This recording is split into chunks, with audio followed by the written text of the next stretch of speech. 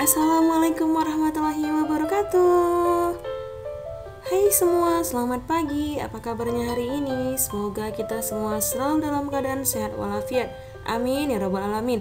Nah, sebelum kita mulai belajarnya, anak-anak Miss harus membaca doa terlebih dahulu. Dan buat para penonton, jangan lupa like, comment, dan subscribe-nya ya. Terima kasih.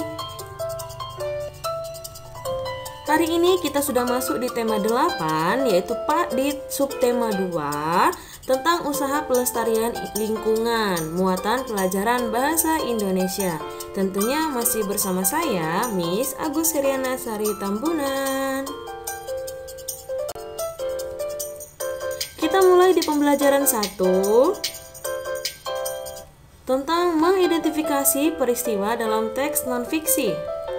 Setiap teks mengandung informasi atau peristiwa di dalamnya.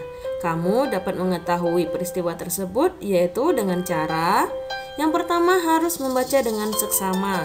Lalu saat membaca, kamu harus menemukan gagasan pokok dalam setiap paragrafnya.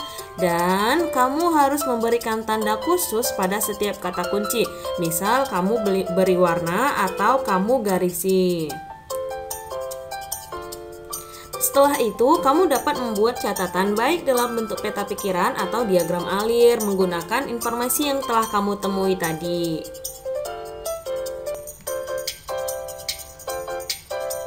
Kita lanjut ke pembelajaran 2 tentang menjelaskan peristiwa penting teks non-fiksi dengan menjawab pertanyaan. Dalam menemukan peristiwa yang terdapat pada teks terlebih dahulu, kita perlu membaca dan memahami isi teksnya dengan baik. Semua peristiwa tersebut dapat kita temukan dengan menjawab pertanyaan-pertanyaan yang diajukan. Salah satu cara membaca yang baik adalah dengan membaca dalam hati atau tidak bersuara. Siapa nih yang lebih fokus kalau membacanya dalam hati? Jadi kita tidak berisik dan fokus kita hanya kepada bacaan. Dengan membaca dalam hati, kita dapat mencermati hal-hal penting yang terdapat pada teks dan menjawab pertanyaan-pertanyaan yang diberikan.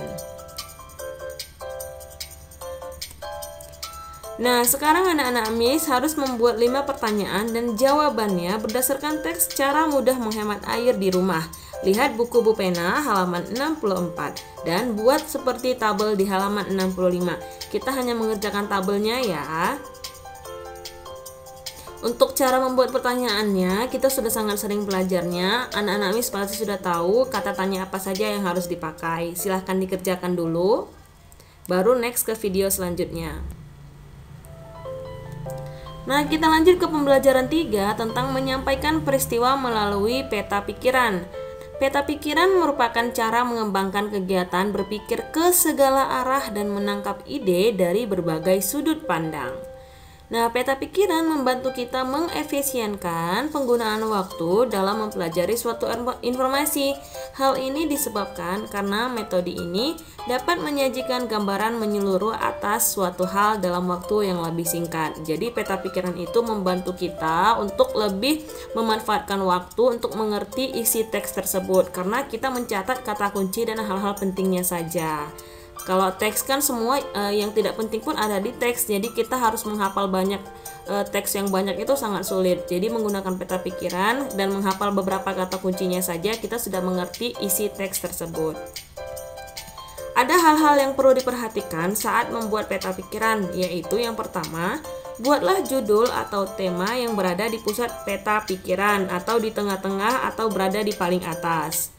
Lalu yang kedua, dari tema utama akan muncul tema-tema turunan yang masih berkaitan dengan tema utama. Kita buatlah diagramnya ke bawah atau ke samping. Lalu cari hubungan antara setiap tema dan tandai dengan garis atau tanda panah, bisa juga diwarnai atau juga dengan simbol. Nah, penggunaan garis, warna atau simbol itu disesuaikan dengan kreativitas masing-masing, dengan keinginan masing-masing dan dengan selera warna masing-masing. Lalu yang keempat, gunakan huruf besar untuk dapat mendorong kita menuliskan poin-poin penting saja di peta pikiran. Jadi kalau kalian hanya menuliskan kata kunci aja atau 2 kata saja, kalian harus menggunakan huruf besar agar kalian bisa lebih cepat menemukan tanda-tanda kata-kata kunci yang memiliki arti penting atau informasi penting yang ada dalam teks. Selanjutnya kita ke pembelajaran 4 tentang menjelaskan peristiwa dari teks non-fiksi melalui diagram alir. Nah, untuk contohnya sendiri ini sudah ada di video sebelumnya. Kalau kalian belum mengerti silakan diulang video sebelumnya ya di subtema 2. Untuk menjelaskan peristiwa penting dari teks non-fiksi, kamu dapat menggunakan diagram alir. Nah, isi kolom pada diagram alir itu dapat berupa ringkasan. Apa sih ringkasan itu, Miss? Ringkasan adalah intisari sebuah teks. Saat menjelaskan peristiwa dari teks, kamu harus meringkas isi teks dengan cara mencatat informasi penting yang kamu temukan. Nah, informasi penting tersebut biasanya disampaikan melalui gagasan pokok pada setiap paragraf. Dalam meringkas, urutan peristiwa pada teks harus sesuai dengan isi teks sebenarnya. Tidak boleh diubah, harus sesuai dengan teks ceritanya. Setelah selesai meringkas, masukkan ringkasan tersebut ke dalam kolom-kolom pada diagram alir. Artinya ringkasan itu merupakan informasi penting yang telah kamu temui, lalu kamu pisahkan ke diagram alir. Kita lanjut ke pembelajaran 5 tentang menuliskan peristiwa dari teks non-fiksi dalam bentuk peta pikiran. Nah, dengan peta pikiran, kamu dapat menyajikan gambaran menyeluruh atas suatu hal dalam waktu yang dalam waktu yang lebih singkat. Dengan kata lain, peta pikiran mampu memangkas waktu atau menyingkat waktu kalian sehingga lebih efektif. Selain itu, peta pikiran juga membantu kita untuk banyak hal seperti yang pertama merencanakan. Maksudnya itu merencanakan misalnya kita mau buat acara ini atau misalnya kalian mau buat pertanyaan seperti ini gitu. Jadi kalian harus merencanakan apa saja kata tanya yang harus kalian buat. Lalu yang kedua berkomunikasi. Selanjutnya menjadi lebih kreatif. Menjadi lebih kreatif ini misalnya kotak-kotaknya diberi warna atau garis-garisnya warnanya berbeda-beda atau mungkin posisinya yang sangat unik kalian buat. Lalu menyelesaikan masalah, memusatkan perhatian, menyusun dan menjelaskan pikiran-pikiran. Misalnya nih kalian lagi bermusyawarah, jadi ada banyak pikiran atau pendapat-pendapat yang berbeda dari teman-teman kalian. Jadi kalian buatlah peta pikiran untuk meringkas beberapa pikiran-pikiran tersebut menjadi satu. Mengingat dengan lebih baik, belajar lebih cepat dan efisien, serta melatih mengingat gambaran teks secara keseluruhan. Kita lanjut di pembelajaran 6 tentang menuliskan peristiwa dalam teks non-fiksi. Nah, untuk menuliskan ini kalian juga sudah pernah Miss tes langsung bukan menuliskan, menjelaskan. Kalian juga sudah pernah Miss tes secara langsung. Jadi Miss anggap kalian sudah mengerti ya. Untuk menuliskan peristiwa dari teks non-fiksi, hal pertama yang kamu harus lakukan yaitu membaca teks dan menemukan gagasan pokok dari setiap paragraf. Lalu gagasan pokok itu apa, Miss? Gagasan pokok adalah inti dari pembahasan pada sebuah paragraf. Kita dapat membuat peristiwa berdasarkan gagasan pokok, menemukan peristiwa berdasarkan gagasan pokok tersebut. Dengan memahami gagasan pokok pada setiap paragraf, maka kamu akan memahami isi teks secara keseluruhan. Artinya gagasan pokok itu adalah inti dari paragrafnya.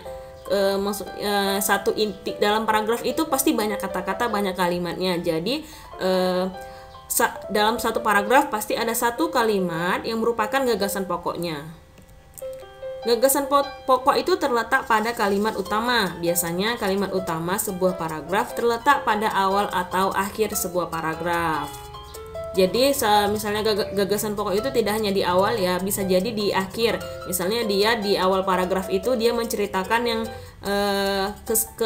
luasnya dulu. Ternyata intinya ada di akhir kalimat.